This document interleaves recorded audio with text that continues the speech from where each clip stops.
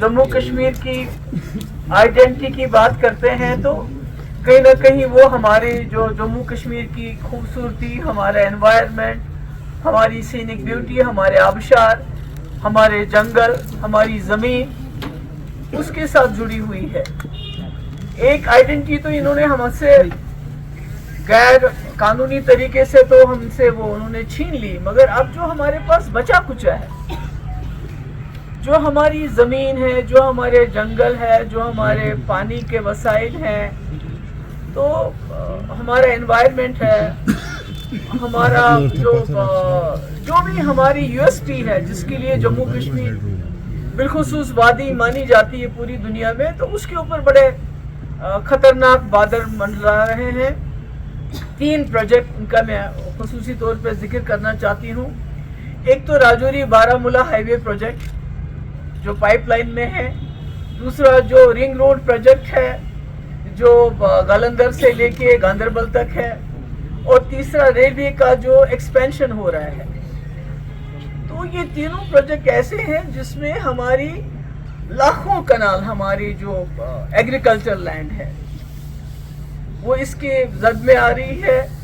उसके साथ साथ हमारे जंगल, लाखों के तादाद में हमारे पेड़, जिसमें देवदार के पेड़ हैं, हमारे आबी वसाइल जैसे हमारे स्प्रिंग्स होते हैं छोटे छोटे, और तो जब आप ये सड़कें बनाते हैं उसमें वो भी, और माइनिंग, जहाँ जहाँ भी ये सड़कें बनेगी इसका काम होगा, वहाँ जितने भी दरिया होंगे, नाले होंगे, नेचुरली आपने देखा कि माइनिंग की वजह से यहाँ हमारी कितनी बर्बादी हो रही है। माइनिंग करते हैं उससे ये होता है कि पानी की लेवल नीचे जा रही है दिन ब दिन। जो हमारे बागात हैं, हमारे ऑर्चर्ड्स हैं, हमारे फार्म्स हैं, उसमें आबपाशी के लिए पानी भी नहीं होता है। तो इसका ये जो तीनों प्रोजेक्ट्स हैं जिसका मैंने अभी जिक्र किया, इसमें राजौरी से लेके तकरीबन शुपियन हो, बड़गाम हो, गांदरबल हो, पुलवामा हो, बारामूला हो, शायद ही कोई ऐसा डिस्ट्रिक्ट है जो इफेक्ट नहीं होता है, जिसकी ज़मीन खासकर एग्रीकल्चर लैंड इसमें नहीं जा रहा है। आप जानते हैं मिलिटेंसी जब पीक में थी, हालात ख़राब थे, हमारा हैंडीक्राफ्ट्स और हमारा जो हॉर्टिकल्चर है उन्होंने जम्मू कश्मीर की इकॉनमी को ज़िंदा रखा। तो मुझे कहीं ना कहीं शक होता है कि कहीं जो हमारे साथ जो तबाही होगी जम्मू कश्मीर की, उससे भी शायद कहीं दिल नहीं भरा है। तो अब जो हमारे पास बचा कुचा सरमाया है उसके पीछे भी लगे हैं।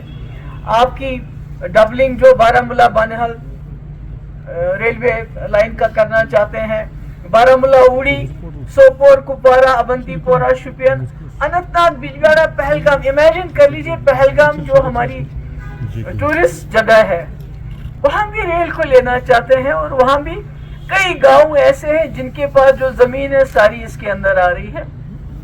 तो कहने का मेरा मकसद है कि आपको मालूम है कि उत्तराखंड में क्या हुआ, आपको मालूम है हिमाचल में क्या हुआ, आपको मालूम है जोशीमठ में क्या हुआ, क्योंकि वहां भी इसी तरह से बिना सोचे समझे, मुझे लगता है ये ठेकेदारी की बात है कि आपको ऑलरेडी आपकी एक सड़क है, मुगल रोड है आपका, उस पर टनल बनाइए, दूसरा पैरेलल रोड बनाने की क्या जरूरत है? अगर कहीं कनेक्टिविटी नहीं है उन जगहों को कनेक्ट कीजिए, मगर दूसरा रोड बनाने की क्या जरूरत है?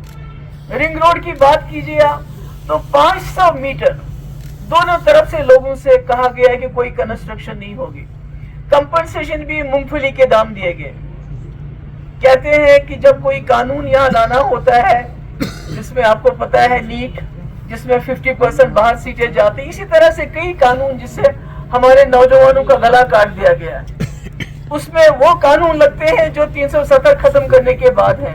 मगर जब जमीन में मुआवजा देना पड़ा रिंग रोड के लिए, तो उसमें पुराने कानून चलाए गए जिसमें बहुत कम उनको मुआवजा मिला।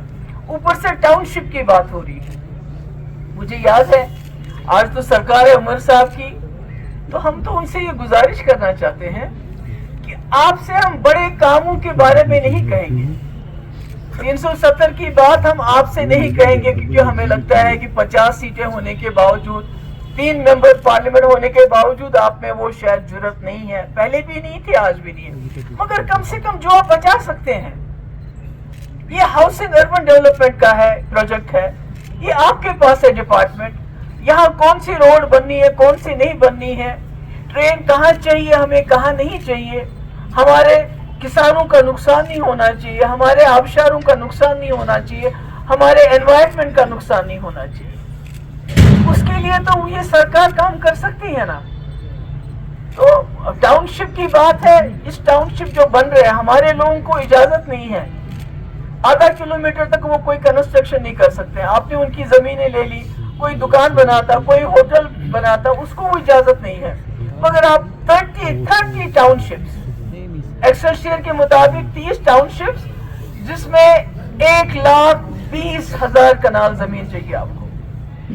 مجھے یاد ہے ایگریکلچر لینڈ 2016 میں جب سرکار تھی پی ڈی پی اور بی جے پی کی, تو عمر صاحب نے ایک سٹیٹمنٹ دیا تھا, 7 مئی کو ایک دیا تھا اور اس کے بعد 9 مئی کو اس پہ ایک ٹویٹ کیا تھا کہ بھئی یہاں جو ہے محبوب مفتی کوئی ٹاؤن شپ بنا رہی ہے, کوئی ریٹائرڈ فوجیوں کے لیے کوئی سینک کالونی بنائی رہی ہے, جبکہ ایسا کبھی کچھ ہوا ہی نہیں ہمارے وقت میں. میں بولتی رہی اور وہ چلاتے رہے, نہیں بن رہا ہے. آج بن رہا ہے سیٹلائٹ ٹاؤن شپ.